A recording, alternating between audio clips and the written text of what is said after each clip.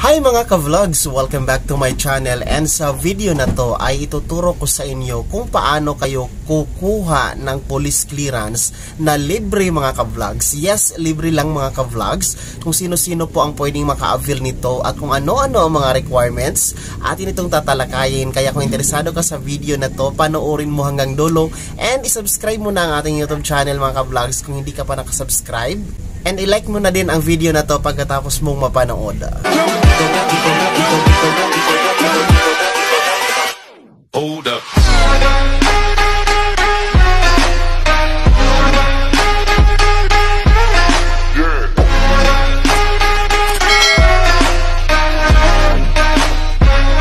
So ito na nga mga ka-vlogs, i-discuss ko sa inyo kasi ngayon mga ka-vlogs ay pwede kayong kukuha ng inyong police clearance ng libre, wala po siyang bayad, pero meron lang po siyang category or meron lang po siyang specific na mga beneficiary kung sino ang makaka-avail nito. So in short, hindi po lahat ang po pwede. So ito yung i-discuss natin. Unang-una, atin mo nang tatalakayin kung ano ang police clearance. So ang main purpose sa pagkuha ng police clearance ay para masiguro na ang isang tao ay walang derogatory or any criminal case na naka-file or nasangkot sa any case ang isang tao. In short, wala po siyang record na bad na against sa law within the community. So itong police clearance, it is one of the primary requirements sa ating mga kababayan na naghahanap ng trabaho.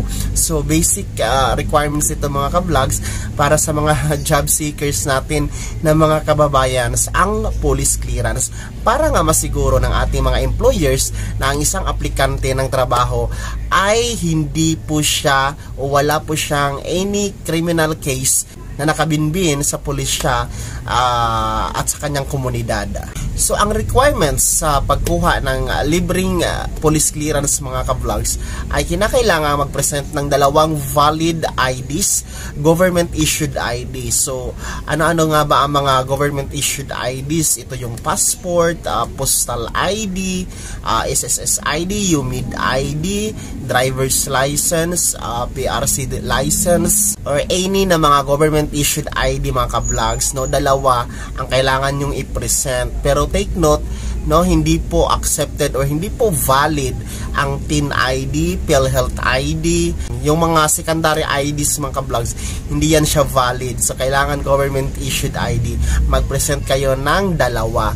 Pero kung sakasakaling isa lang ang inyong valid ID naman, maari kayong mag-present ng inyong original copy ng inyong PSA birth certificate. So kung isa lang inyong valid ID, ayan, ay attach nyo ang photocopy ng inyong PSA birth certificate. And kailangan nyo din mag-present ito mga ka-vlogs ng inyong community tax certificate or yung tinatawag natin na cedula.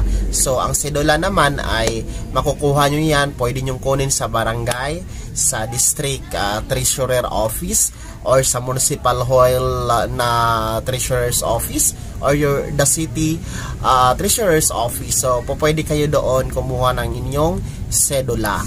So ilang buwan ba valid ang isang police clearance? So ito ay maaring valid lamang hanggang 6 months. So paglagpas ng 6 months, 7 months pataas, expired na po yan. So ganyan lang po ang validity ng ating Philippine Police Clearance. And lahat po ng police clearance, bawat isa, meron po siyang tinataglay na unique QR code. Kumbaga ito ay hindi pwedeng magamit sa ibang tao o sa ibang user, kundi naka-unique QR code design siya para ikaw lang mismo yung makagamit niyan mga ka-vlogs. So dito na tayo sa pinaka main ng ating video na to, kung paano ba kayo maka-avail, kung sino-sino ba ang pwede maka-avail ng ating free na police clearance. So ang National Police Clearance mga ka-vlogs ay merong ino-offer na free, libre lang na police clearance para sa ating mga kababayan na mga first time job seeker. So ibig sabihin nito, priority nito yung mga fresh graduate or yung mga first timer pa na naghahanap ng trabaho. So usually nito, tutuntong ng 18 years old at the legal age, di ba, naghahanap yun ng trabaho or bagong graduate ng high school, senior high school or in college. So main requirements ng mga employer is police clearance. So kung first time nyo naghahanap ng trabaho or first time nyo magkatrabaho at requirements ay police clearance, ayan, wala kayong babayaran, free kayong kukuha ng police clearance sa mga ka-vlogs, as in ni piso wala kayong gagastusin. Pero paano nga ba nyo i-avail ang ganitong free police clearance? Ano yung requirements? Well, ang requirements nila mga ka-vlogs, kailangan nyo lang kumuha ng barangay certification of first time job seeker or barangay certification for first time job hunter. So, pumunta kayo sa inyong barangay, mag-request kayo sa barangay secretary ng certification na nagpapatunay na kayo ay first time pa na maghahanap ng trabaho. And yun yung i-present nyo sa police station kung saan kayo kukuha ng police clearance para wala kayong babayaran mga ka-vlogs. So ayan, good news niyan sa ating mga first timer job seeker, lalong-lalo na ang ating mga kabataan dyan na nagbabalak maghanap ng trabaho. Ayan, makalibre na kayo sa inyong police clearance. Sundin nyo lamang ang ating mga requirements na binabanggit, and I make sure na nasa description din sa video na to ang lahat ng mga requirements na kakailanganin ninyo para kayo maka-availan ng inyong free police clearance. So yun lang mga ka-vlogs, kasimple ang paraan paano tayo avail ng ating free police clearance. Sana'y naging gabay at sana'y natulungan kayo sa ating video sa episode na to. And kung hindi ka pa nakasubscribe sa aking YouTube channel, inaanyayahan kitang i-click na ang subscribe button na nasa baba and i-turn on na din ang notification bell sa all para naman updated kayo sa mga bagong videos na i-upload ko. And i-like mo na rin ang video na ito mga ka-vlogs. Kung meron ka pang mga katanungan, pwede kayong mag-comment sa comment box na nasa baba. Muli po, ito si Daniel Timpawa na nagsasabing kung tunay kang kaibigan, please, pautang naman dyan. Bye-bye!